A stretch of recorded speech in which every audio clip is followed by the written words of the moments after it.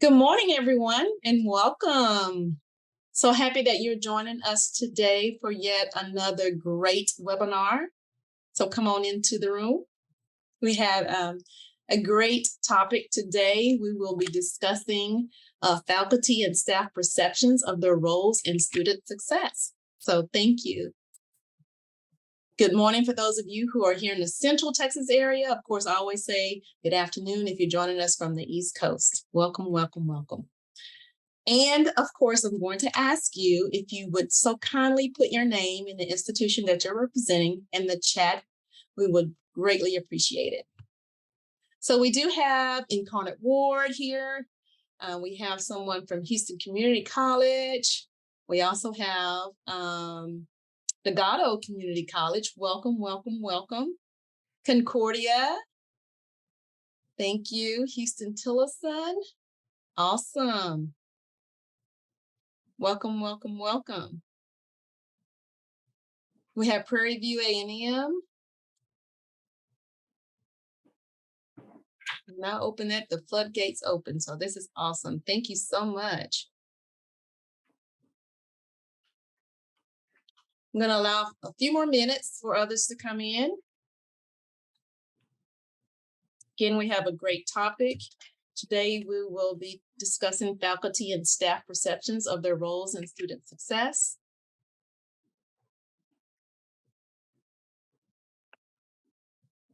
This webinar will be recorded, so I will send this out to all of you who are in attendance today. So if you have any questions, you can use the Q&A function, or you can put it in the chat. I will be monitoring that, so please feel free to ask questions. So I'm going to go ahead and introduce our speaker for today and allow, like I said, for others to come in. Today we have Dr. Casey Pospisil. Sorry. You got it. Got it. She graduated from McMurray University in 2005 with a bachelor's degree in English and political science and earned a master's in business administration from Concordia University, Texas in 2012. She has earned her educational doctorate in educational leadership and innovations from Arizona State University in 2020, having worked in several facets of higher education at small private institutions and large flagship institutions for the past 17 years. She now serves as Vice President of Academic Operations. In this role, she serves over areas of academic operations, disability services, digital learning, library services, registration and records, and academic assessment. Casey, along with her husband and two children, are active members of First United Methodist Church in Bertram, Texas, and reside on a ranchette in Liberty Hill, Texas, with large variety of pets and daily country living adventures. I love country living. So without further ado, I'm going to go ahead and turn it over to Casey. Thank you, Casey, for presenting to us today. Well, thank you so much for this opportunity. I'm excited to be here. I was telling Teresa earlier that I defended my dissertation at the end of March of 2020. And so that was right at the beginning of the lockdown of the pandemic. And then we went into full-time crisis mode for the last 2 years, and I haven't really had much of a chance to talk about it. So I'm really excited to be able to go through this work and kind of talk about what we've done since I did this project. So I can get started. I am going to try to monitor the chat as much as possible, but there will be time for questions at the end as well. I'll go ahead and share my screen here.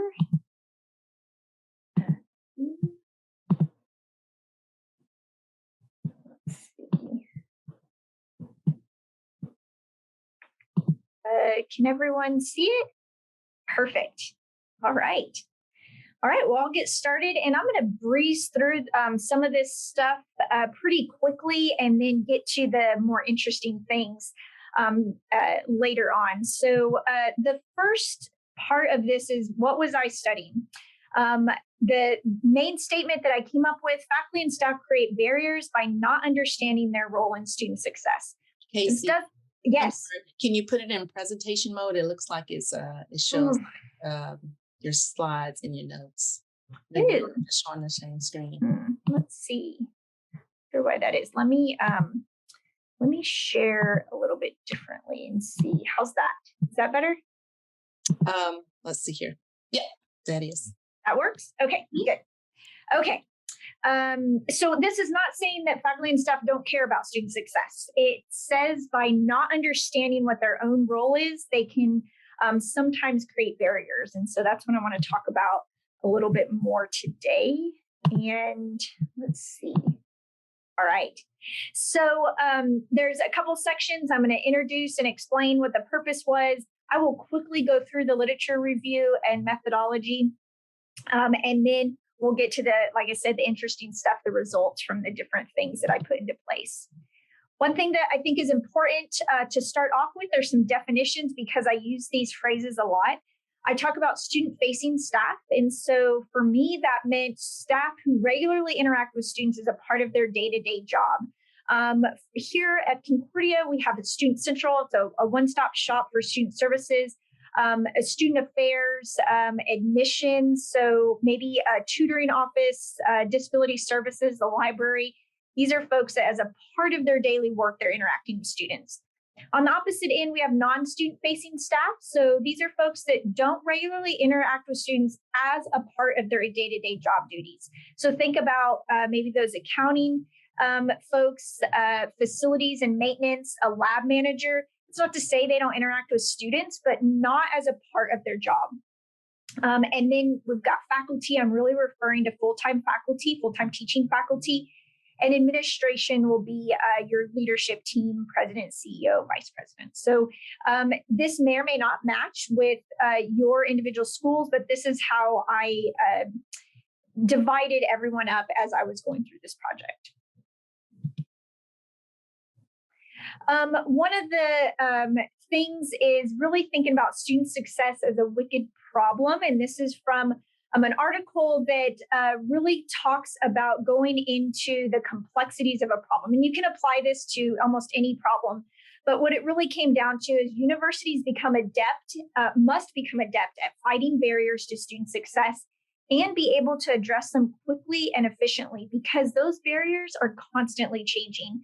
As we're all very familiar with, when I wrote this and did this study, this was pre-pandemic, and then the pandemic hit. And so that became even more evident. For me, though, there was also a local context as I was looking at this project. I am at Concordia University. It's a small, private, faith-based liberal arts institution.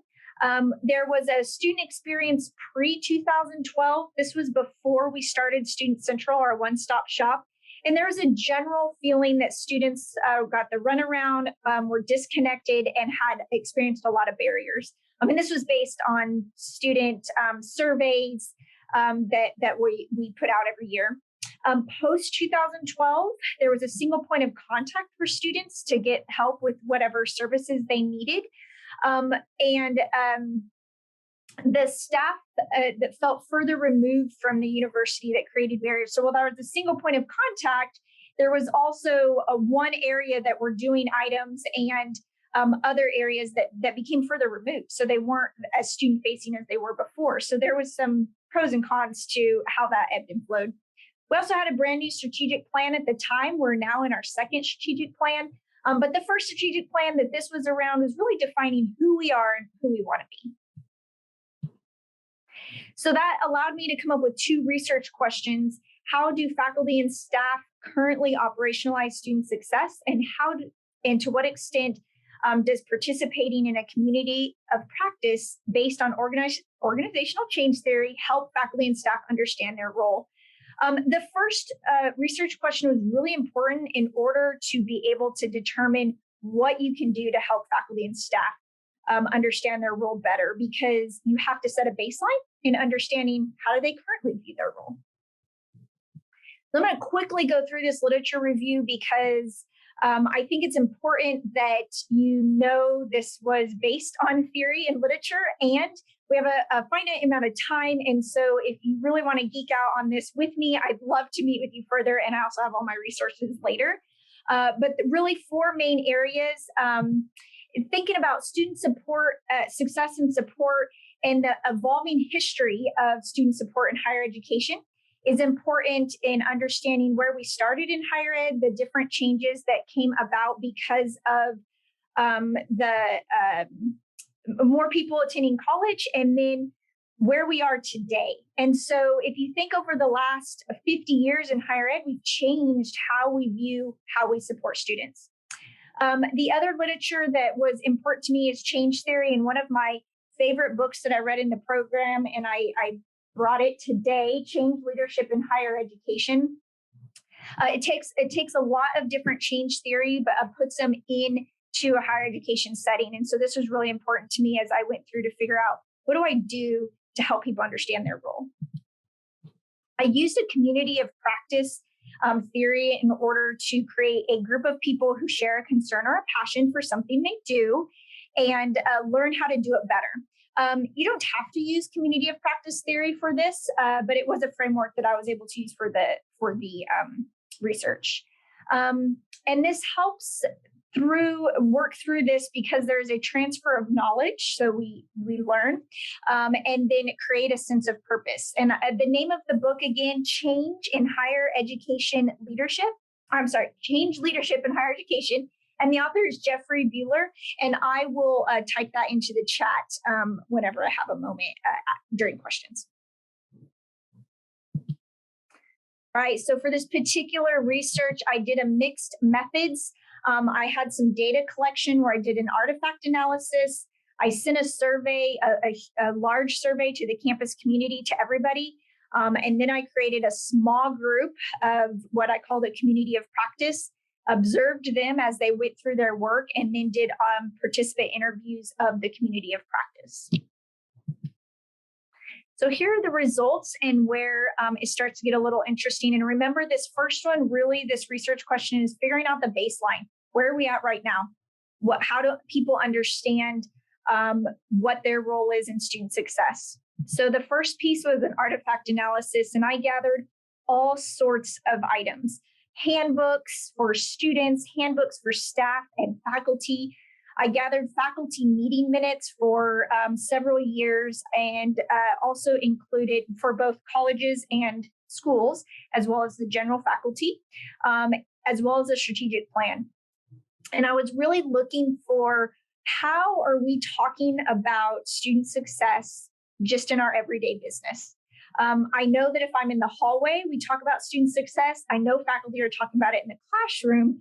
But how do we operationalize that? What does it look like when in our meetings, in our work, in how we actually implement student success? And what I found was that we didn't. We didn't talk about student success very much in these different, very formal ways. We interacted with students significantly, but we were a little punitive in the way that we formally put it on paper. We talked about ways in which we can help students, but it was a little bit punitive in nature.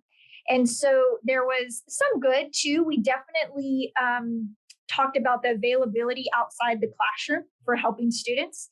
And but we also, the policy and procedure really seemed very exclusive of some students. And so this was just an analysis of what we wrote down. And some of that is helpful. Meeting minutes, I mean, they can vary depending on who's taking those minutes. But I would also say that the handbooks are what students see.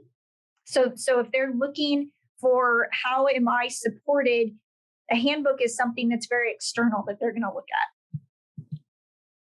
at. I found that the attitude about student success, so just any wording that talked about how do I feel about student success, wasn't talked about a whole bunch. Only 17% of the handbook and 14% of meeting minutes. We talked a little bit more about it in our initial strategic plan, but still as a whole, not a ton. Very little information about collaborating with each other for student success. So you think about, we set up this one-stop shop, so it's easier for students to get help. There's no barriers, but the collaboration amongst departments really isn't there. And then the policies and procedures talk a lot about student success, so 58%, but it's really punitive in nature. So you will not be successful if you do this, that, or the other. So I spoke earlier. I did a participant interview and participant survey, and they really were for both research 1 and research question 2. So I'm going to talk a little bit more about that in a little bit. But as a whole, for that research 1, I was like, what is our baseline? Handbooks were about policy. They were about procedure. They were serving as a guideline for expectations on how students should behave. They were not in any way helpful in how do I overcome this barrier. So it was really a high on the expectation front. And in some ways, that's what a handbook is supposed to be, but really trying to make sure that we have it be a little bit more positive in nature. Very punitive, more than developmental. The meeting minutes spoke very little about student success. They were very transactional in nature, which again is true of meeting minutes, but they're very punitive. So what are we going to do about this problem with students? How are we going to get them to meet our expectations? And the strategic plan spoke of the importance of student success, but the concept of who is responsible or what pieces each person is responsible for is a little less clear. Now, remember, this is our strategic plan that we had at the time. We now have a new strategic plan, and I'll talk a little bit more about that because it's very different. And so at the end, the participant interviews, this is where the university came back and everybody believes it's their job to help students. They are very positive about, yes, it is my job to make sure students are successful. So in general, they all believe it, but in the how and how that happens, much more unclear. At the end of the day, though, the biggest piece was that they felt every aspect of their job affects student success. That was the results. And that's true. So that was good. All right. So research question 2. Again, how and to what extent does participating in a community of practice based on organizational change theory help faculty and staff understand their role in student success? I would say in normal language, what I'm trying to say here is how do, if you bring together a small group of people and you talk about student success, how does that help them understand what their role is? So I talked about the survey that was sent out. I sent this out to the broad campus community with about a 40% response rate. And I wanted to include just a little bit of a breakdown of who responded because I definitely wanted to make sure that we had a variety of people, a variety of faculty, student-facing or non-student-facing staff, and a variety of how long they had been here. Remember, I talked earlier about the kind of pre-2012 idea of student support and the post-2012 when we created Student Central, our one-stop shop. And I do think that changed how some people thought about student success and what their role is because they either saw how it was in both ways or they only knew what we had currently. And so it was a fairly even spread across the board on the survey results, but you can see a little bit of change in longevity, and this is not abnormal. Faculty tend to stick around a little bit longer than support staff, and so we had a little bit higher rates of longevity on the faculty side than we did on some of the staff side. So I asked a couple questions, and I wanted to highlight just a couple of them. One here I have is I asked them, decisions I make in my role can impact student success. 100% of faculty believe that is true. But a super high percentage of everyone else, including non-student facing staff. So the accountant says, yes, decisions I make when I am paying payroll or when I am doing those accounts receivable affect student success. And so I was really encouraged by that here in our community. When doing my work, I think of our current students to help guide strategy. And again, pretty high percentage rates that people claim to think about our current students to help guide their strategy and their work. And this can be both at a large level or a small level. This is another interesting one. It's student interaction by role. So how often do you interact with students? This isn't as a part of your daily work, or it can be. It's just in general. How often do you interact with students? Daily, 1 to 2 times a week, 1 to 2 times a month, rarely, never. What I found fascinating is that our non-student facing staff interact with students. 44% of them interact with students 1 to 2 times a week. They're not required to interact with students as a part of their job, but almost half of them are interacting with students 1 to 2 times a week. And to me, that said that these everyone on campus can impact student success. This one, the question was, I seek feedback from other departments. And this is interesting to me. Faculty was very spread out between strongly agree and agree, and then some disagree and some neutral. But as I go down, it's with staff, it sways a little bit more to yes, I agree. I definitely interact with other departments, and a little bit less on disagree. So really thinking about what does that collaboration look like when you're trying to support students. So those were the survey results. The next piece that of the greater campus community, the next piece was I asked people to join me in a community of practice. So these are volunteers across campus that said, sure, I will do this with you. And so something to note though, and I'll talk about it a little bit at the end, is these are all volunteers. So they were people that wanted to participate in this work. And so if you were going to do something more widespread across your campus community, there may be some change in how people work in the community of practice if it's a required piece. So that's something to know. But the community of practice, I wanted us to meet like 10 times. That was just unrealistic for our different schedules. So we ended up meeting 5 times. And so the first meeting was an introduction. What are we doing? And then I shared the results of the survey with them and said, what do you think? This is what our campus community said. Everybody's involved in student success, and they all see themselves as a part of that role.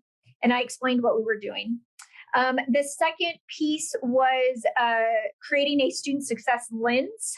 And so I'll talk a little bit of how I did that, but together we reviewed some scenarios, and I wanted them to discuss how did they contribute to this scenario or their office?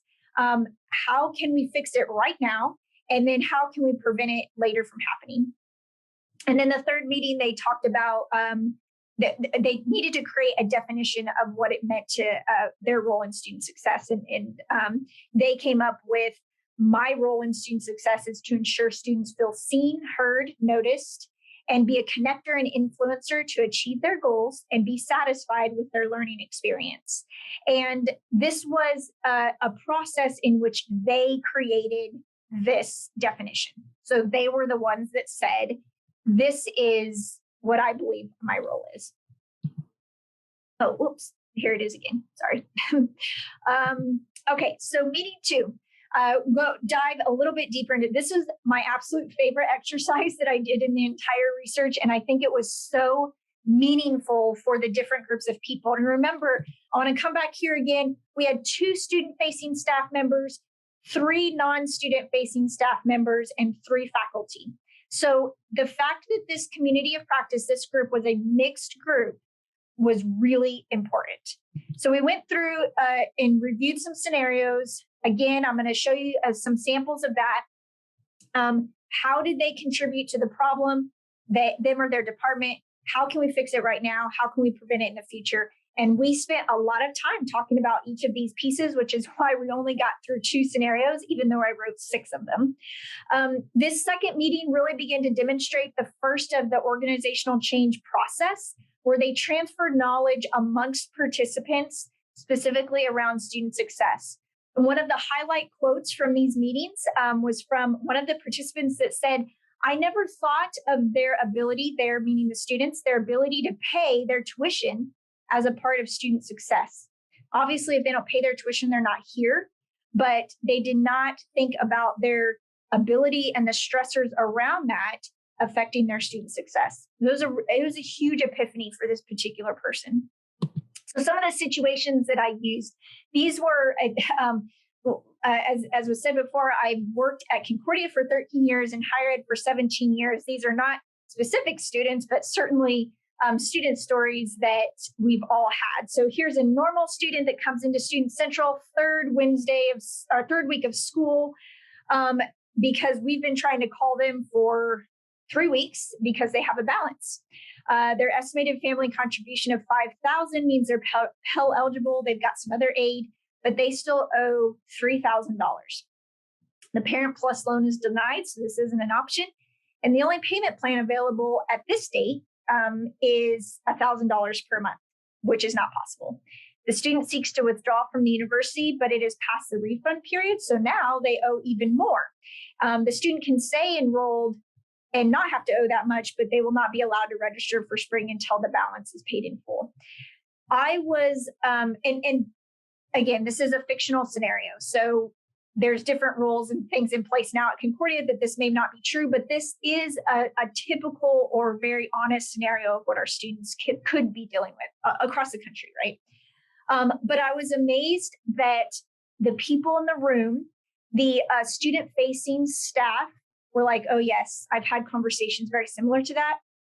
No one else knew about this. They had no idea that these were the things students were struggling with, and that this is a type of situation that can occur. And when they talked about what was my role in this, at first, for this particular scenario, it was a lot of finger pointing. Well, why didn't you call them and make sure that they were not in this scenario 3 weeks in?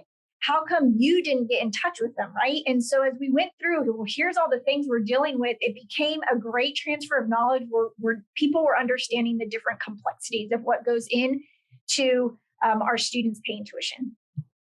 Another sample here is more academic in nature. We have a senior that is in fundamentals of comm, mostly filled with freshmen, terrified of public speaking, delayed this course forever. And she's considering quitting school because she's so scared of public speaking and has no idea who to talk to. And then she's never spoken to anyone in her class. The teacher can't remember her name. And again, in this one, some of the faculty said, well, of course, that's fictional. I know all of my students' names. That would never happen in my class. And the student-facing and non-student-facing staff, you could see the side eyes, right? Like, oh, I've heard these stories. And so, again, it was that transfer of knowledge of hearing, how is it that this person waited so long to take a freshman class? How did they get away with not having any public speaking, and going through and sharing that knowledge? So again, more scenarios where we went through these and just figured out, what is my department's role in this student being in this situation, and how can we fix it? This lens sharing, this building of this, moved us into meeting 3, where now they can really come up with a collective definition of what their role is in student success, because quickly realizing that all of these issues are super complex. So the third meeting created that definition and really moved into a sense of purpose. So now they've come up with this definition together. They have a better understanding of complexities and what other people on campus are dealing with, different things around students. And they became a team of people that wanted to go out into the world and make sure students were successful. And they may or may not ever work again together, but there was this sense of community within them that they felt like it was important for them to keep moving and keep this definition in mind. So the next meeting, we talked about it was about reflecting and reminding. So a big piece was, okay, how do we keep this on top of mind? How do we remember we're here for the students? And so again, this was not led by me. This was led by the folks in the room. And so a lot of discussion was about having a visual reminder of why are we here. And one of the participants talked about a picture she has of a graduate student that she definitely looks at all the time and says, okay, I need to get back on track. That's why I'm here. And so they came up with a visual reminder that we made for them to put on their desk, these funny little bouncy balls. And as I look around in some of the offices of the different people, I still see them. Here's mine. And so it was just something visual that says, Yes, that's what I'm doing. That's why I'm here. Some of these, what I also saw in meeting five was a reflection. And I saw people begin to put this into place. One participant thought to ask about this in an interview for a potential dean position. So we were hiring for a dean at the time, and she was able to say, "Oh, I asked what their thoughts were on student success, and I would not have asked a dean this um, without having this community of practice, but I wanted to make sure it was top of mind." And another participant talked about some collaboration they did within their department and another department that changed a wording on a form for probationary plan to success plan. So really moving from the pejorative language to success language. And they didn't change the process. The process was the same, the purpose was the same, but just changing the title of that seemed to help have a more positive spin on what the purpose of the document was. So at the conclusion of their work together, I then interviewed them each individually, and I asked them to go through the survey that I had sent initially and see if any of their answers had changed. For the most part, they didn't. And then I asked them 4 additional questions. Did they engage in discussions with the group outside of meeting times? If one of the group members asked if anyone would like to keep meeting, would they still do it? And was participating in the COP a good use of their time? And I had to remind them, you're not going to hurt my feelings if you think it wasn't. And then any final thoughts and comments. I will say that they did not, that their answers didn't change to the initial questions of the survey, but they had more clarity about what they meant when they answered them. So before they might have said, yes, I agree on whatever the question was, but now they had a specific understanding of what they were agreeing to. And so I thought that was helpful. As a whole, faculty, that teaching was the most important factor in student success. That is a primary way faculty operationalize student success, but it did increase their awareness of other components to student success. And this did impact their understanding of their holistic role. So while they understood students struggle with all sorts of things and it comes out in the classroom, now they had a better understanding that so many different pieces could impact their behavior and their performance. Student-facing staff, the frequency counts, they were, everything in my job is a part of student success. But now they could pinpoint exactly how they needed to collaborate more with other areas in order to push that student success needle forward. And then non-student facing staff, again, they had such a high ranking of community building. I mean, this was the biggest impact for them, is better understanding what everyone else did and coming together to work on student success was really important. And that makes a lot of sense because even coding them as non-student facing, most people forget that they're there and they're a part of student success. So they really wanted to be a part of that community. And they wanted to be able to share, here's what I'm seeing on the back end that I think is affecting students.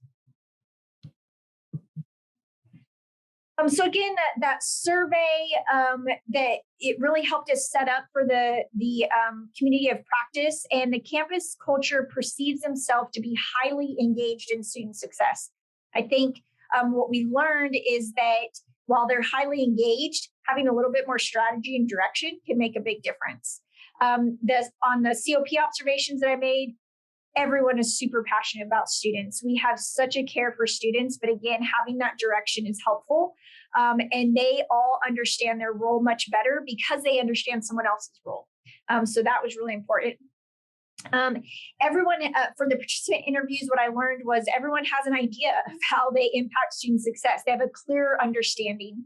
And they didn't know what they didn't know. And even that understanding is really important.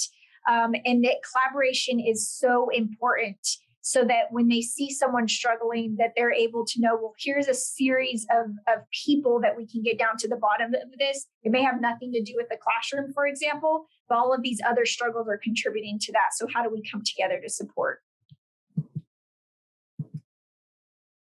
So in all, a couple things worth noting about the research project as a whole. Non-student facing staff are clearly connected to students and eager to take responsibility for their part in enabling student success. They see things, they see patterns, they see after effects, and they want to share those.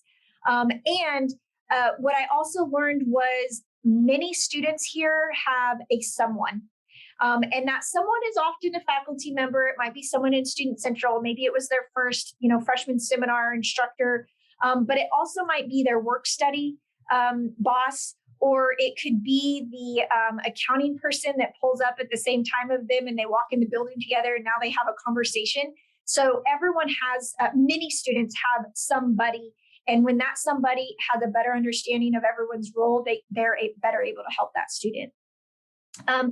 The research also really found that faculty perceive themselves to have a large role both in and out of the classroom, but all the faculty, at least in the community of practice, had a very little understanding of everyone else's role. So they felt very responsible for student success, and they did not see the rest of the people on the university as part of student success. And so I found that very curious, and the nature of the research didn't dig a whole lot into that, but I would love to better understand, why do you feel this burden that is not shared by anyone else? The community of practice was very eager to know, this was so great, what's next? Let's do this again. Let's have more people on campus do this. And then as I said before, that intersection of the data, the survey, the initial survey, was super important to go through the community of practice so that they started with a baseline of where are we at and then better understanding. And it wasn't an improvement. It wasn't no one cares about student success and now we do. It was just a better understanding. If I continued this particular research or did it all over again, I would replicate the communities of practice phases with multiple groups. And Concordia has kind of done that in other ways. It's been a little bit different, but we've definitely done something very similar to this using a different model with multiple groups. But I do think the dynamic can change with people. I say people that don't want to be there, and that might not be fair, but people that aren't volunteering because they're already passionate about it. So I think there's a little bit different. I think the pre and post test, so I mentioned that we gave the survey and then I re-asked the survey questions. The problem was, well, not problem, but part of the challenges was that initial survey was completely anonymous because I wanted people to be able to answer truly. But then when I asked them the questions again, I really couldn't compare their answers except for if they told me, yes, I changed my answer, or no, I didn't. So kind of trying to figure out how else can I measure change. And just, to be real honest, this is designed for a smaller campus because I'm at a smaller campus. And so it would need to be adjusted for how would you scale this at a larger university. And I have some ideas for that. I think you can do it maybe within colleges or schools or different departments. But I think it should be acknowledged that this was at a small university. So my final thoughts on the whole thing, being in tune with who our students are is essential to creating an environment that fosters student success rather than creating needless hurdles and barriers. But understanding how we each do this unwittingly in the context of getting our work done is a little bit harder to comprehend. When faculty and staff deeply think about student success in their day-to-day work, it can have great impact on the success of our students. And I had lots of, I think almost every member of the community practice was able to give an example where they said, before I do this work, I perform this report or I enter this data, and I'm doing it because that's my job. But now I'm thinking about, is there something that I need to be doing, looking, observing, changing, because I'm thinking about student success? And that's maybe a little bit easier for someone that maybe a faculty, right? Because they have grades or they have these real tangible things that they're looking at of what do I need to change for student success. But I think if we think about it as a whole, it was really impactful for others to go, I need to keep remembering this. And I don't want to credit myself completely, but the next strategic plan that we've done at Concordia, the very top bubble is increased student success. And because that is one of the most important objectives, we have really permeated every initiative to say, okay, how does this increase student success? And so doing this research really helped me in training my thoughts around this, helping to create this strategic plan to go, all right, I need to keep asking these questions. because it might be something that isn't quite connected, but in doing this, we can make sure it's connected. And so that is what I came up with. And I hope I left a little bit more time for questions. I'm going to stop sharing. I do have a reference page on my last slide. I believe the slide is being shared too. Now I got to try to find a way to stop sharing. Thank you, Casey. That was a wealth of information, and trust me, it was very, very good. I do have a couple of questions so far. I did have one earlier in the presentation. You had mentioned some information about a book, and so they were wanting to know the name of the book and the author of the book that you referenced earlier. Yes, so I'm going to put it in the chat here so that it's written down. There we go. So hopefully everyone can see that, but it's called Change Leadership in Higher Education. And it takes a bunch of change leadership theories, but applies them directly to the higher education world. Thank you. I also had another question. Did you include alumni and employers in your study? If not, do you plan to include them in the future? Thanks. Good question. I did not include alumni or employers in this particular study, but I will say Concordia as a whole is looking and is doing more to include alumni and employers in some of the different pieces that they're doing, especially with this new strategic plan. And that's through both in the work of advisory boards as well as some other pieces. So I think it's something that we're doing more of, but I did not include it in this particular research. Okay. Do we have any more questions? We have plenty of time left. Casey, thank you again. That was some great information. Thank you so much. Thanks for letting me share. Absolutely.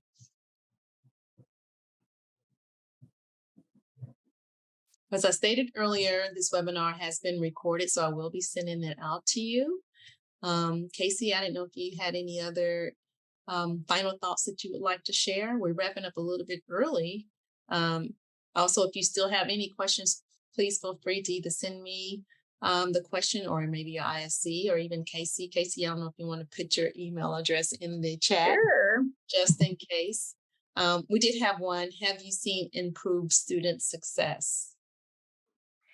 So I think the challenge to answering that question is the world has been so crazy. Again, remember that I presented this right before the pandemic, and then COVID-19 hit, and so it's hard for me to say yes, we've seen improved student success because there's been so many huge variables that have been put into play.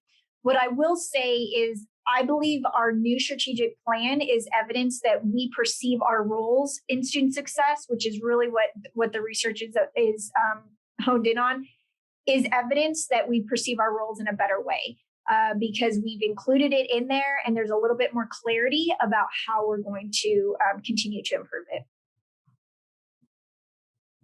Perfect.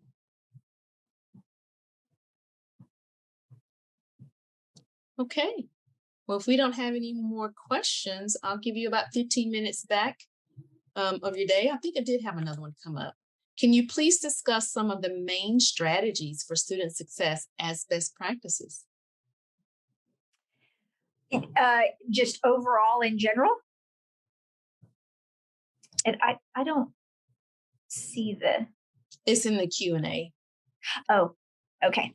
That's probably... And they said yes. Oh, there we go. Okay. So there's been, I would say we've done a lot of different pieces. I'm trying to find that holistic care for students, but at a scalable level, because obviously we don't have enough people ever. No one ever has enough people, right? And so trying to figure out what that looks like. Data has been really important. And so again, thinking about our strategic plan and increasing that student success, one of the pieces that we've identified is we need better access to data so we can make better informed decisions. One of the things that we instituted last year is a mandatory success check for all of our classes. So every single instructor 4 times per semester for 16-week class is required to log in and let us know if they have concerns about a student. We try to make it as easy as possible. Do you have concerns or not? I'm not asking for a grade every 4 weeks. It's not a progress report. I just want to know, do you have concerns or not? And the big piece to this is that they have to answer it for every single student so that I know nobody is missing, right? And so if you don't have concerns, then you click in, I don't have any concerns, and it's fine. But if you do have concerns, then we're going to know about it. We were able to put those through Student Central and then make sure students have that wraparound care. It's helped tremendously in making sure nobody falls through the cracks. It has helped with that, again, that scalability, because it's a difference of having to reach out to 2,500 students about tutoring versus, okay, we're going to send out this blast announcement, but we're really going to hone in and make sure these, 50 students that their faculty said really need tutoring are getting that targeted messaging around tutoring. And maybe that means a phone call or, a text message or whatever. And so it's helped us strategically reach out to our students in a more efficient way based on what they're struggling with. So this is going to be year 2 of the success checks. There's a little grumbling with faculty at first because it is a little bit more work. You got to go in and put those in. But I would say 98% of the faculty are like, this is amazing, because now I know that they're getting that help that they need and they're seeing improvements. So that's one initiative that we've done. But really, I keep going back to that strategy, that strategic plan is just really all around student success. So we're asking about it all the time. Have another one here. Can you elaborate on the importance of faculty understanding student service policies and what Concordia does to make sure there's a sharing of information? Yeah. So I want to be careful about saying that they're required to know policies, because that's a lot. But I do think it's important that the faculty know in general who on campus helps students with all the different things. And for us, it's easy to say Student Central, Student Central, Student Central, right? It's a mantra that we've pounded into their heads since 2012. So it's been a decade. If you have a problem, go to Student Central. But it goes a little bit beyond that, in that because students will, again, they'll find that someone that they're comfortable with and say, well, the reason that I've been late to class is I have 4 jobs. And so the faculty needs to be aware that's a red flag. And I can see why you're going to struggle to do your homework with 4 jobs. So I'm going to put in an early alert, or I'm going to put in my student success. I am concerned about this student, to make sure they're talking to a financial planner. So for me, it's less about understanding the specific policies, but more, I know where to send students. The second piece to that is I think it's important to have these story sharing moments where we can go, well, let's all get together and talk about our students, talk about our student success plans, because that's where I realized they didn't know some of the complexities. And I don't think they need to know the complexities, but they need to know they're complex. It's not just pay your bill, or it's not just, oh, you didn't do your paperwork. There's some really serious complexities around all of this piece. And so for faculty to understand the complexity and then who to talk to. I hope that answers that question. Great questions, guys. Keep them rolling. We have probably about 10 minutes if anybody else want to send another one out real quick.